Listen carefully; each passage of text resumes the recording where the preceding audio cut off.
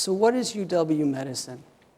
Well, it turns out it's a fairly large organization. There are the two hospitals that are directly linked in terms of being owned or managed, Harborview, UW Medical Center. There's the neighborhood clinics, that is our way to reach out in the community. There's the physician practice. There's also Children's Hospital, the Fred Hutch and the VA, where our faculty work. And then there's an affiliation that we formed here with Children's and the Fred Hutch to better handle cancer in the region, and that's the Seattle Cancer Care Alliance.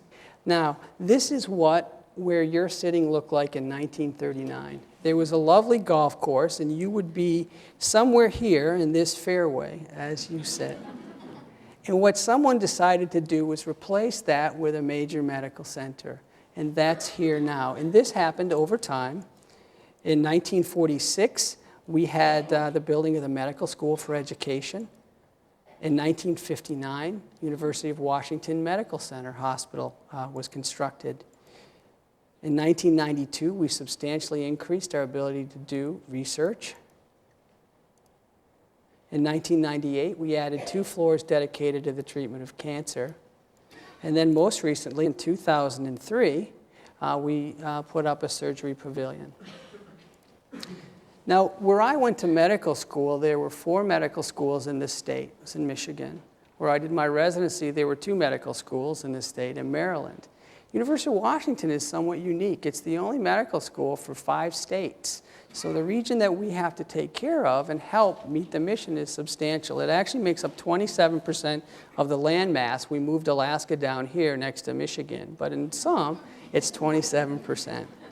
55% of that population is rural-based, so it really is a mission that's balanced both in terms of taking care of the needs in urban areas, but a substantial amount in rural areas. And so thinking about our mission, it needs to be balanced.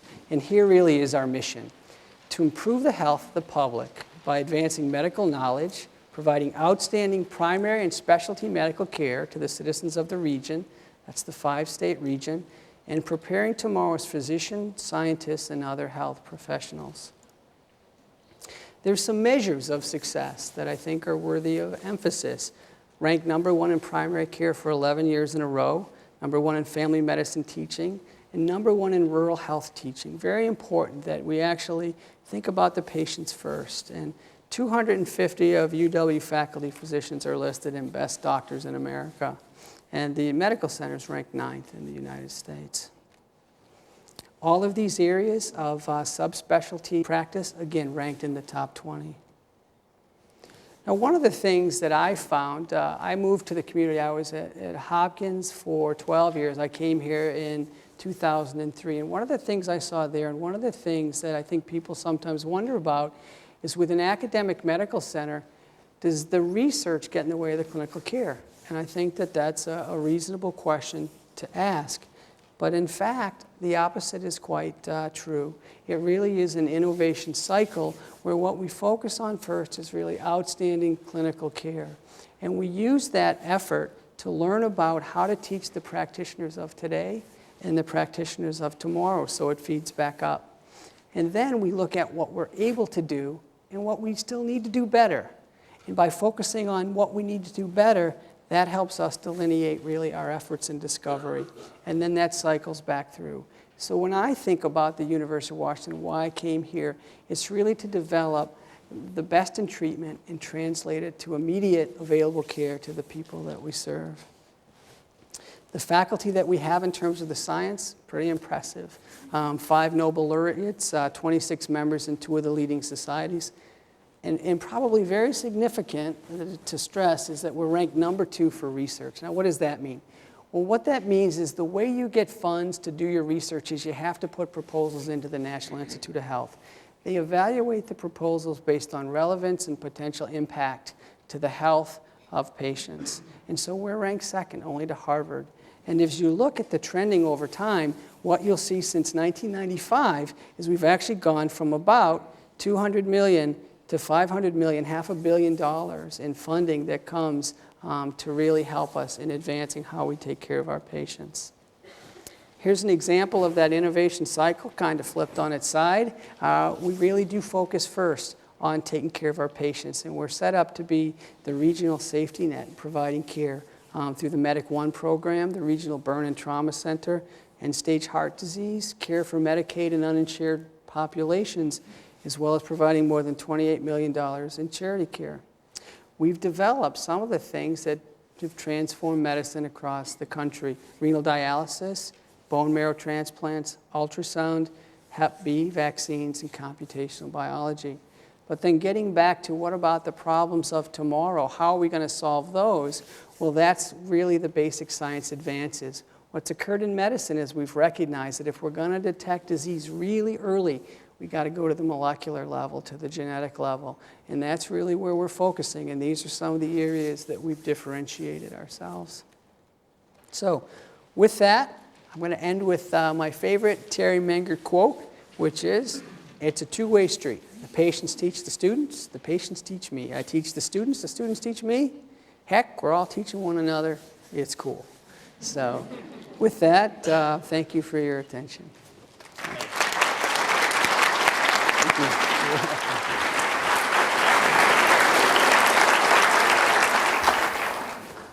The doctor I want to introduce to all of you tonight is Sir William Osler. He was born in Canada, and he did fantastic work with the medical school in Canada and then came to the United States. He started at the University of Pennsylvania, and then in 1889 there was an institution starting in Baltimore, which this handsome man went to, Johns Hopkins. And they invited Sir William to come there and teach and be the head of the Department of Medicine. And there were 4 great physicians who came to Johns Hopkins at that time. Osler then went on to teach at Oxford. But the amazing thing about this man wasn't that he published over 1,600 items in the course of his career. The amazing thing wasn't that he was respected across the world as an excellent physician. The amazing thing is that at that time, he taught doctors how to be doctors. You're in this profession as a calling, not as a business.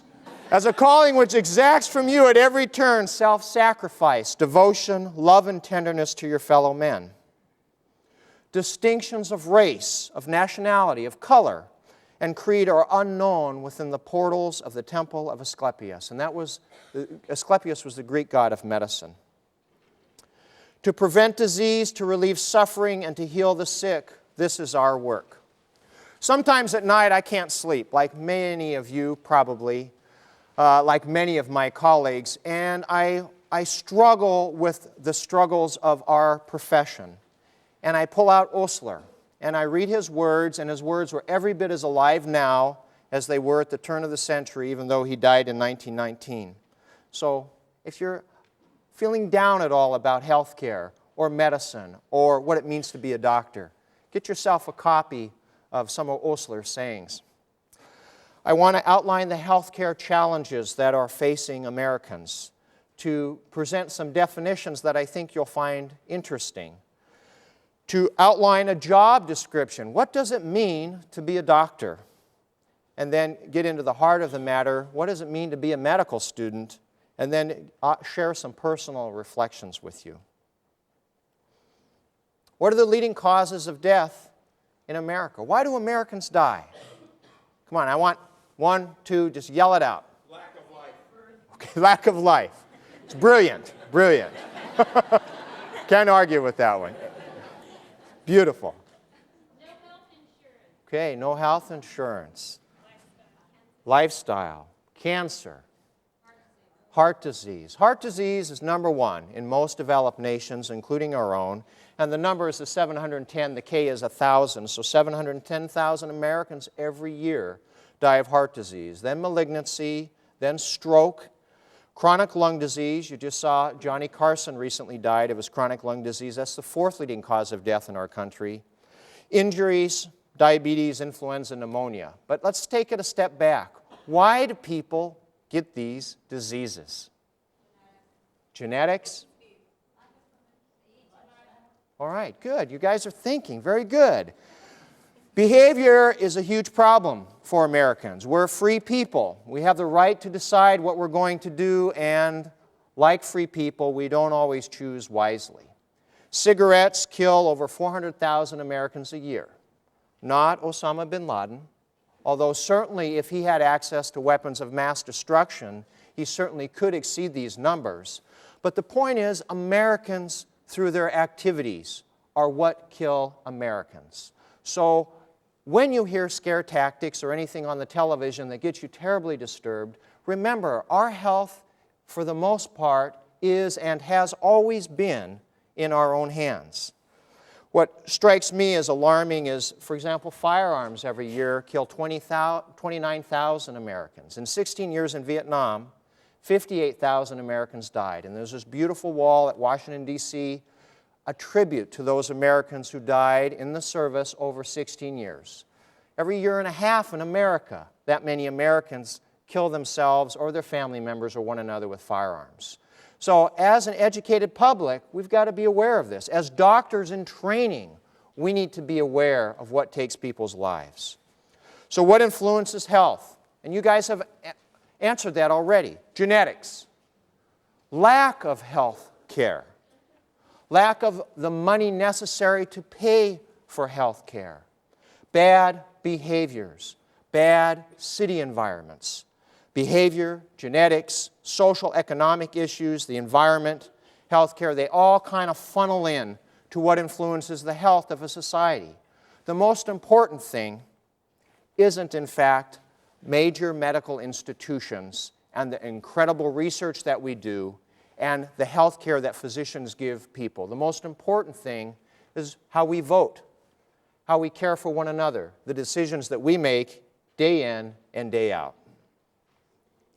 What are some of the challenges that face the health of Americans? Well, you've talked about those already. Cost, access. Have you called your clinic or your doctor and say, you know, I feel terrible, I have this, can you be seen? Well, how can you be seen? I want to go where you're going if you can be seen promptly. You know, I'll see you in a week and a half. Oh no, that doesn't work for me.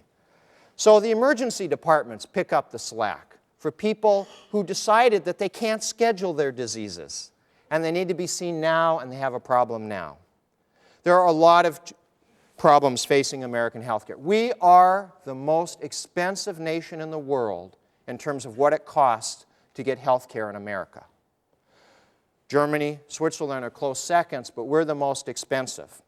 And yet we don't, as a society, have the most healthy of behaviors and activities. And any measure that you do of the quality of health within America, we fall short of many other nations. It's hard for doctors, it's hard for nurse practitioners, it's hard for physicians' assistants to get people to change their behavior. How do we get people to exercise? How do we get them to quit smoking? How do we get them into alcohol treatment? What about if they don't have the finances to pay for some of these things? How do they get out of a dangerous neighborhood in an inner city to a place where they have a hope for their children and their future? Sometimes there's just not availability, and there's a terrible bureaucracy over the years that has increased more and more and more. There's a medical legal crisis that you hear about all the time, and I love teasing with lawyers in the emergency department. Now, I want to tell you that the medical legal crisis is not solely the responsibility of lawyers, although as physicians we love to say that. It's not true. The point is there are a lot of things. There's the insurance industry. There's the need to make a profit. There's a burgeoning of information. There are a lot of things factoring into the medical legal crisis. 45 million Americans don't have health insurance. Half of those are full-time employed people, and they don't have health insurance. There are healthcare systems problems, and there's an expansion of information. You know, when I see the medical students, I feel a mixed set of feelings when I see them. One is I envy them. I envy them their youth, their energy, and the fact that they have a clean slate in this profession all ahead of them, and they haven't made the mistakes that I have made as a healthcare provider. But I'm sad in a way because it's one long haul, and they have so much to learn. And every physician in practice feels exactly the same thing. Every 6 years, medical information roughly doubles. And yet in the time of Osler, medical school was how long? 4 years. In this day and age, how long is medical school? 4 years. It's still 4 years. So it's a terrible crisis. Now, healthcare, problem. Technically, we're the best in the world. Americans have access sometimes to the best healthcare in the world. But we've got health problems as a nation. We've got issues as a nation dealing with this. And then on the scene shows this lowly person, the physician. This happens to be a photograph of a family physician that was in a Life magazine series in the 1950s. And if you thought of an archetype of a physician, you know, and when you picture a physician in your mind, I don't know what you picture. Maybe the people on ER. I don't picture the people on ER. I picture this man with his black bag walking to a home. And I think of my black bag, except my black bag is a big institution and it's right down the hallway here. But I think the origin of words is important. The origin of the word doctor is from the Latin doceo, meaning to teach. So a doctor, by definition, should be a teacher. The word physician comes from, I think it's a Greek word, physikos, meaning dealing with the natural world. So we, in fact, should apply scientific principles dealing with the reality of matter and organs and tissues and apply that to issues of health and disease. And the word surgeon, which I think is a lovely word, comes from the Greek word kyrios, meaning someone who works with their hands. Those are the origins of those words. Now, the word MD, or the letters MD, stand for medical doctor. But when you're a parent of a student facing a medical education, or particularly the poor people who go into medicine and come out of it, they are haunted by the fact that they have a huge debt. 4 years on average, this is brand new data published in the New England Journal of Medicine this year, the average debt of a medical student finishing school who's gone to a public medical school is $140,000. The average debt of someone who's gone to a private school is $225,000. That's like entering your further training with a big mortgage on your head. And it influences, unfortunately, sometimes the specialties that they choose. What does it mean to be a doctor? You know, I ask students this, and I get a variety of answers, and the common ones, of course, are to heal the sick, to prevent untimely death. But I'd like us always to go back to a bunch of other things that go into our job description. We should be promoting health, not just treating diseases. We should, in fact, prevent suffering, relieve suffering once it's in place, prevent untimely death. Notice that this does not mean prevent all death. Death is our natural history as a people, right? Are you with me that far? Okay. And one of my favorite authors, Michael Meade, who happens to be a mythologist, one of my favorite quotes is he says, "Death is not the opposite of life. Death is the opposite of birth. Both are aspects of life." It would be a shame to forget that we are mortal by definition and to spend lots of resources prolonging somebody's death rather than comforting them at the time of death. We should pursue and apply knowledge and truth. We should manage issues related to health, disease in patients, society, and in fact the world, and advocate for wisdom. So those are the things I like to think about when I think of the tasks of a physician. Who's this? This is Hippocrates practiced in this god's temple. This is Asclepius, okay, the Greek god of medicine. And have you wondered why we have this symbol is a symbol of the medical profession? It's because that's the staff of Asclepius. Now, in American medicine, you frequently see this symbol, and that's the caduceus, which was carried by Hermes, who had nothing to do with medicine, who was a messenger of the gods, and a god of liars and tricksters, and he escorted people to the land of dead. So I think, oh, whoa, you guys, in your training, in your education, take Greek mythology. In 1902, the American Medical Corps, Army Corps, adopted the caduceus as the symbol of medicine, but mythologically, it's in error. Now, medical school. Medical school tends to be a mystery, and it's a mystery sometimes for those of us who even went through it. But the first year dates back even to the time of Osler. The first year is founded on sciences. Sciences like anatomy, physiology, biochemistry, cell histology. The second year is what we call the organ system year, where we combine together a lot of information from the basic sciences and we deal with organ systems. For example, in the fall quarter of their second year, our medical students take cardiovascular systems, which deals with the heart and the blood vessels and all the diseases that can happen to that organ system and how to treat that organ system. And you might wonder what this means, ICM-1 and ICM-2, and that's Introduction to Clinical Medicine. So unlike the old days where people weren't allowed to see patients until their third year, now in medical school you start to see patients right away, even in the first year. And in the first year you learn how to interact with somebody. And an interaction in a medical setting is different than in a social setting. And you can get into trouble crossing one border or the other. And what happens to us as physicians is sometimes we get so used to dealing with people in a clinical setting that we now forget how to deal with them in a social setting. Clerkships are on-the-job training. So a second-year student finishes and then enters the hospital environment and or the clinic environment and spends time with a group of physicians day in and day out on call, accompanying them in the care of the patients, learning how to care for people in the hospital. And that takes the third year and the fourth year. And then finally, the medical students do what's called the match, where they tell programs throughout the nation where they would like to do further training after completion of medical school. And those programs decide which of those students they want. And it all goes into a giant computer. It's like the draft in football, medical style. And then they get to know where they get to go. So that's the basic setup of medical education in medical school. Post-medical school, you still have more work to do. Internship is traditionally that first year of training after medical school. And that's the year where they can start to generate an income, although it is a low income. And the word internship comes from the concept of intern, meaning somebody confined to a geographical region.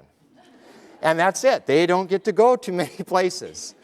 Resident is training after the internship year. And someone would be a resident, for example, for 2 additional years to become trained in the specialty of internal medicine, which was my original training. A fellowship is somebody has finished specialty training and is now going on to get subspecialty training. So I had trained as an internist 3 years post-medical school, licensed, board certified in internal medicine, and if I wanted to be a cardiologist, I would need to go to another training program and do 3 more years of training before I could become a cardiologist. And the word attending means somebody who bears the ultimate responsibility for that patient's care. If you thought about medical training, think about it this way. Somebody entering medical school is a novice.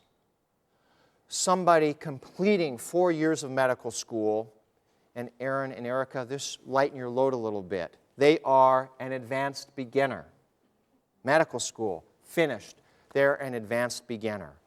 Over the course of internship and residency, they go from advanced beginner to competent to maybe entering in the realm of proficient.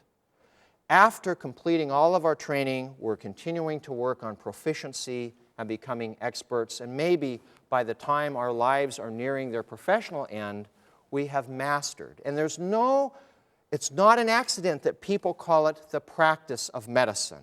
Although as recipients of health care, that may alarm you to some degree. That certainly isn't our intention. But medicine is forever. Medicine is a lifetime worth of work. Scott Peck, in his book, The Road Less Traveled, reminds us that life is difficult. It's a great truth, one of the greatest truths. It's a great truth because once we truly see this truth, we transcend it. It's a lot of language. Maybe it's easiest to, the first noble truth of Buddhism is life is suffering, which isn't that happy, but it often deals with the reality. If I thought about medical training, I want everybody to realize it's hard. And it's hard not because people intend it to be hard, but because human beings are complex organisms and because they deserve the best that modern science has to offer. I was driving home from the emergency department one night after a terrible shift, dealing with a lot of heroin in patients coming in to the ER. And alcoholism and homelessness, and I started to feel irritated with people and with all that they were asking of us in healthcare. And then something occurred to me, and it came from outside me, and it popped into my head, and the word was sanctuary.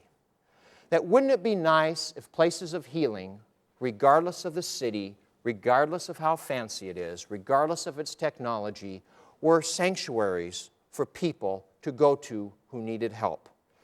That medicine and medical training, just like being a human, is a painful experience. But that's irrelevant. The question that you want to ask yourselves is, yes, it's hard, it's challenging, it's painful. Is it meaningful? And the answer is yes. That we as human beings can go through anything, provided it has meaning. And medical training has meaning and is filled with meaning. And I want to bring up an old-fashioned word, the idea of vocation. The idea of doing something because you feel inside that it's what you're supposed to do with your life. It's a lifetime of work. We're never done studying, learning, trying to get better. As I've gotten a little older, I've realized, I still struggle, I guess, but I've realized that my mistakes, not only as a person and a husband and a father, but also as a physician, are as much who I am as my successes. And it's only by embracing those mistakes, going towards that pain of failure, that I can be the doctor that I want to be and the doctor my patients deserve. One of my favorite concepts here is to try to watch our egos. Have you noticed, doctors, as a general rule, we tend to struggle with our egos. Am I the only one? We struggle with it. And the idea here is that our confidence to competence ratio should always be less than 1. That means we should always be a little bit more competent than we are confident. We don't practice medicine in a vacuum. We are absolutely dependent on everyone in healthcare. And that can be the janitor in my emergency department who does superb work, who helps keep those rooms clean and tidy, our clinical assistants who keeps them stocked, our fire personnel and medics who deliver expert care in the field under extreme circumstances and bring the patient to us. So we're all in this together. And I wish doctors as a profession would recognize that a little bit more. We are all in this together, and we cannot do it in a vacuum. I think of professionalism. People talk around, he's not professional. They use the word, and it tends to take away the meaning of the word. But the word professionalism is from profiterie, which means declaring yourself publicly. And the hallmark of professionalism is service to patients. And I think we need to honor all of the roles in healthcare. And as practitioners, we need to honor all of our roles. Just like you need to honor your role. Whatever job you do is your job. But you also are a son or a daughter or a husband or a wife or a child or a parent. And we have so many roles, which makes it harder. The harder medicine gets, the more we have to learn. So in summary, healthcare has many challenges that face all of us as consumers of healthcare, but also deliverers of healthcare. That there are some key definitions that help center us. The word doctor, meaning to teach. The word physician, which means applying natural law to the care of others. The word surgeon, which means someone who works with their hands. A job description of medicine isn't just going to medical school and isn't just caring for people. It's caring for society. Finally, medical school is a long haul. They incur a big debt. They work long hours. It's a lifetime of work, and yet it's work that's meaningful. Hey, I feel fortunate to be here for the next 15 minutes and ask some senior medical students some questions about their training. This isn't going to be conducted like an interview would be for entering medical school because the wealth of information that these two ladies have to share with us, I really want to tap into. But I want to introduce to you Erica Didier and Erin Kallick. Yes. who have graciously decided to come here and open up their hearts. So the first question I have, the classic medical school question is, why do you want to become doctors? Want me to go first? Yep. So I've had some practice answering this question for my residency interviews lately. I went to college and wanted to be a scientist and spent my years in college training to do that, and then decided that it was kind of a lonely life. And also, through some experiences I had in college, got really involved in public service and really felt called to be in the public service sector. Worked in nonprofits for a couple of years after college and thought, wow, this isn't, these nonprofits are struggling, they're unorganized, sometimes you have trouble seeing those end results. And I really saw some physicians who showed me that medicine could be a really great combination of this love for science and then also a public service career. Thanks, Erica. Aaron? Choosing medicine is kind of an interesting thing and multifactorial, as most things in life are. I shocked everyone I knew, my family and friends, in choosing medicine. They thought I was going to be an English teacher, and that sure would have been easier, I think. But I really wanted to work with people. I wasn't really a scientist. And I haven't had practice, by the way, answering this question because I'm expanding, and so I'm not actually graduating until next year. But basically, I like building relationships with people, and I've always been very fascinated with physiology, human physiology in particular, and I kept taking those classes and liking it more, and people kept telling me this was going to be a long, hard road, and I apparently kept ignoring them. And it has been, but it is very rewarding, so ultimately I'm very glad I made the choice. So an expanded student is one who takes the third and fourth year, particularly the fourth year, and takes a fifth year to get further training before they launch into internship. You have seen a lot, like any students have. Do you mind sharing with us one particularly meaningful experience in your medical training thus far?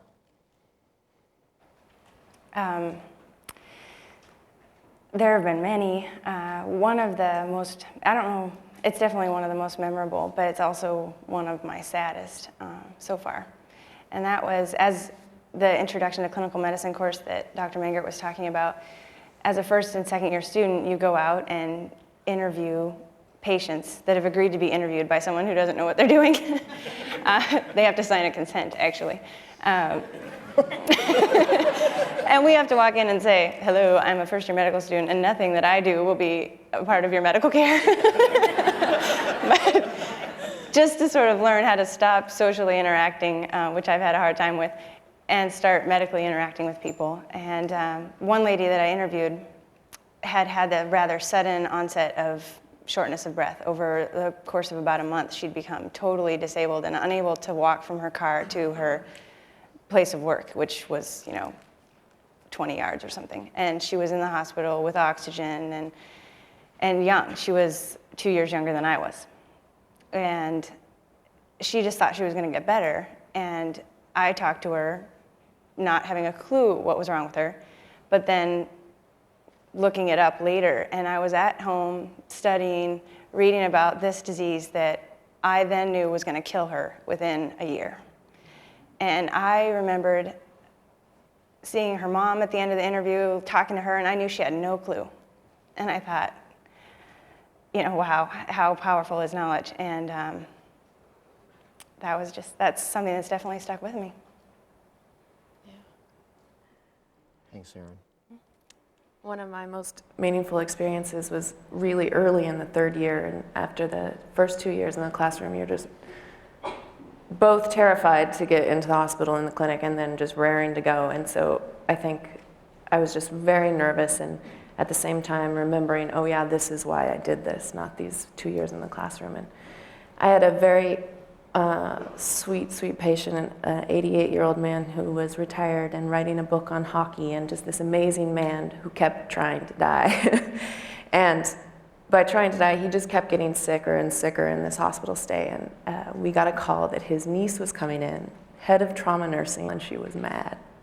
And I was taking care of him, and I was like, oh no, here I am, this third-year student, I know nothing. She's going to be horrified that they're letting a student take care of her uncle. And all the nurses in Seattle knew her, and it was, oh, watch out, here comes the needs. So I was reviewing everything I did, make sure I was doing okay. And she came in very upset and angry, and but through the time that I was allowed as a student, because I wasn't a resident or attending, I had so much more time to spend with this family, I got to know her very well and her uncle, and we just hit it off, and she was a great advocate for him. And I remembered that, oh yeah, I am good at this, because this is not the facts that we learned, this is the personal relationships. And at the end of the thing, she sent me a card, that said to Dr. Didier, even though she obviously knew I wasn't a doctor. And it was just so sweet to be reminded that these are the reasons that you go into medicine. Often, teaching is a two-way street, and frequently it's the students who remind us, as physicians who technically have completed a lot of our training, to reach out and touch patients, because it's easy to get lost in the technicality of it, and to have a student reach out and hold the hand of a patient reminds us. So again, you guys, thanks for teaching us. Been through 3.5 years. What are you most disappointed in your training thus far? And remember, Dean Ramsey's going to listen to this. I've already told him.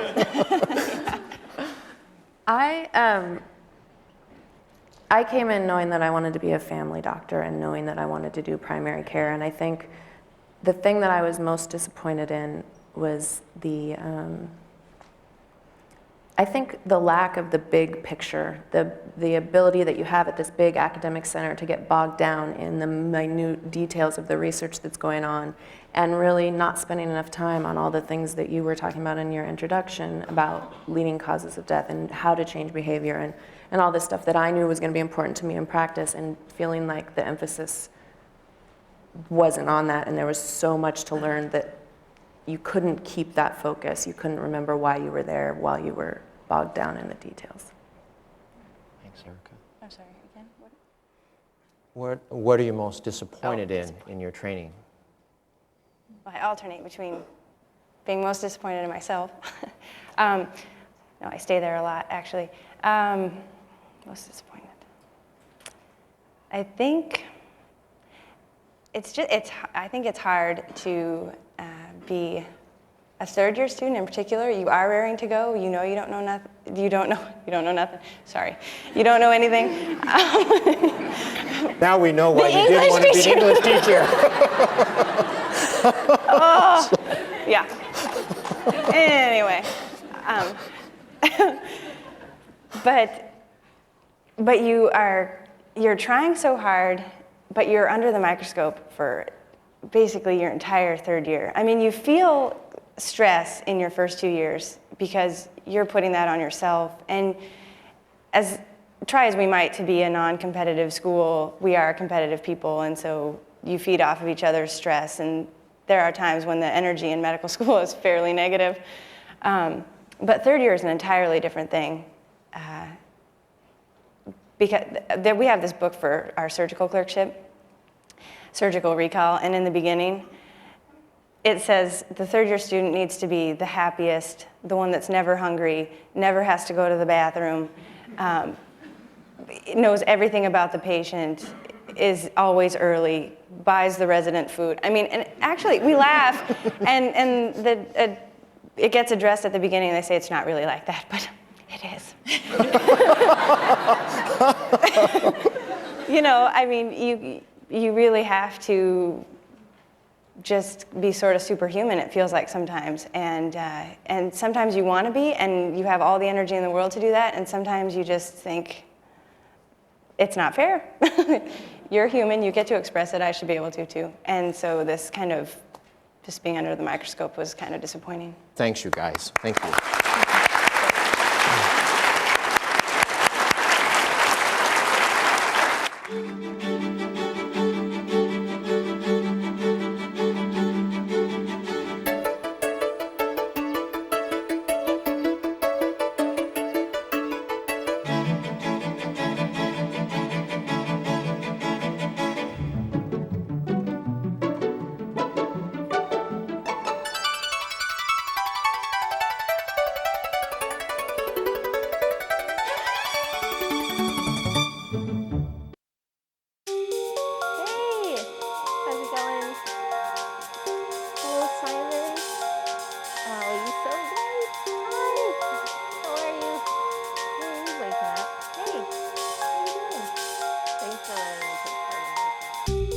A curriculum review at the University of Washington School of Medicine identified the need for more focus on core clinical skills, professionalism, and personalized education. Throughout their education, students take part in a unique program called the Colleges. Within 5 colleges staffed by 30 faculty, small groups of second-year students spend half a day each week at the bedside, working with patients and a faculty mentor. This mentor guides the student for the duration of their education. One of the ideas that rose to the surface was the idea of linking a mentoring program with a curricular component. And in a way, that's how the colleges sort of came into being. So the colleges are a way of assigning students right from day one in medical school to a college mentor who will know that student, develop a relationship with that student, and work with that student, particularly in issues of clinical skills throughout their 4 or 5 year journey in medical school. To be at the bedside early in our medical school career, particularly in the second year in the college system, really allowed us to have early exposure to what it's like to be around patients in the hospital, and probably more importantly, how to gather information effectively on a patient that's hospitalized. The college system was great for that. It gave us one person we could always expect to see weekly, someone who could watch our development and could kind of direct us. Blood pressure was 116/65 and his respirations were 12 to 13 in regular. Talking to patients, giving feedback about how that was going, and having that early on is going to build habits that they continue through the rest of their life. Take care of yourself. Okay, you too. All right. It's nice to meet you all. Yes, thank you. Yeah, good luck in your careers. Thank you. One of the important outcomes of our college system will be that our graduates will be more comfortable and skillful in relating to and caring for their patients. In general, I believe that our college system will produce physicians with more skilled professionalism in their approach to their patients. Ms. Burke is a 44-year-old female who came in. I think it's really important to learn how to present a patient with dignity and to learn how to present a patient with enough respect that you would feel completely comfortable to have that patient in the room with you when you were presenting them. We talked about professionalism. We talked about one of the things I think we're going to talk about today. The college faculty group as a whole has become a very rich learning community itself. It's an incredibly inquisitive, dedicated, highly professional group, very value-driven. Clearly puts patients at the center of the training of medical students and clearly puts medical students at the center of medical education. Dr. M.H.S. as my mentor, she knows our strengths and weaknesses, and I think she also knows our motivations. I think developing how to do that differential is that will develop throughout your entire career. I mean, I still work at it, you know? It's valuable. I think it's very valuable to know that Dr. M.H.S. as a mentor is there to just talk with and debrief with, if nothing else. It's amazing how a small group of 5-6 people in your college group, how they can provide totally different aspects or reflections on a certain situation, and how you can learn from such a small group of people, and in a very non-threatening way, in the presence of one faculty member. You may insert parts of the history into the physical or parts of the physical. I heard a little bit from both presentations today, and we're just starting, and we'll make you more aware of it as we go on. I think they get a more comprehensive and more consistent educational program in terms of their tools for clinical medicine. How to do a complete history, how to do a complete physical exam, what is the clinical reasoning involved, and how to do a very good oral case presentation. And it's pretty hard to practice patient-centered care unless you can remember that the patient sits at the center of the experience. When you go to the bedside, that's exactly where they are. It was interesting hearing that doctor and them talk about all the different aspects of my disease that nobody talks about. So it was a learning experience from that point of view, yeah. And a lot of patients have a lot of experience being patients, and so they've sort of seen it all in terms of physicians, and they can pinpoint what's of value to them and almost of universal value to all patients. That immediacy, that urgency of learning is one of the most motivating things in the world. It's one of the most exciting things in the world. You know, part of what happens when you take histories is you get a little piece from here and you get a little piece from here, and it all comes together, and it will happen so often to you during your career is that you're telling somebody about a patient and you walk into the room, you start talking to the patient says something totally different. Doesn't mean that you were wrong, it just means that remembrance is something, it's a dynamic process. So there is no redness, there isn't, what else is there? It's not tenderness. There is nothing more powerful than say, no, let me show you how to do it this way. Reading a book doesn't get that to you. But you might feel the thrill, put your stethoscope there. Brewery might also sound similar, never as this If you loud. guys want to put your stethoscope on, just don't be bashful, just go ahead and All right. do what you got to do. One of the greatest things is the look in their eye when they first hear the murmur. It's just like a light bulb went off. Can you hear it? Yeah, it's quite striking. Yeah. And at the end of the year, typically we've got them ready to walk out onto the wards, into a clerkship, and not be that deer in the headlights, but to be ready to go, ready to work, ready to really pitch in and run with it.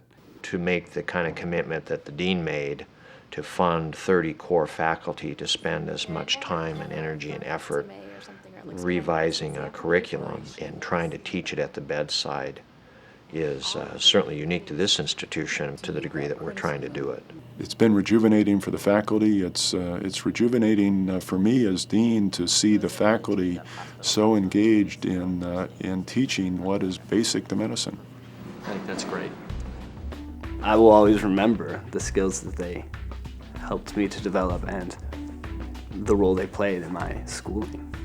And I love them all and for their uniqueness and their sincerity and their commitment to medicine and their knowledge, probably more so their knowledge. And so I will always sort of remember that, and it makes me happy. It cements in the student what they came in with: dedication to patient care, dedication to service, and that real compelling desire to be the best they can be.